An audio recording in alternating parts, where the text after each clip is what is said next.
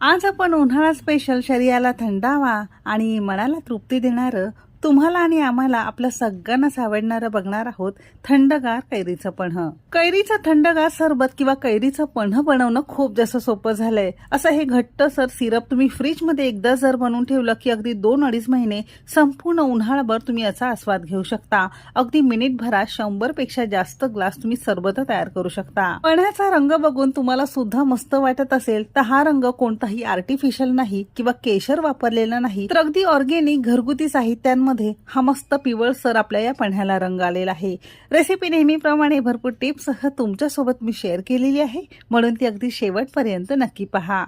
सगळ्यांना एक निवेदन आहे, तुम्हाला जर माझ्या रेसिपीज बघायला आवडत असतील तर कुकिंग तिकीट मराठी चॅनेलला सबस्क्राईब करा आणि बाजूची बेल घंटा नक्की क्लिक करा. बेल घंटा क्लिक केल्याने काय होतं माहिती का, प्रत्येक दिवशी जी रेसिपी मी अपलोड करत असते त्या प्रत्येक रेसिपीची नोटिफिकेशन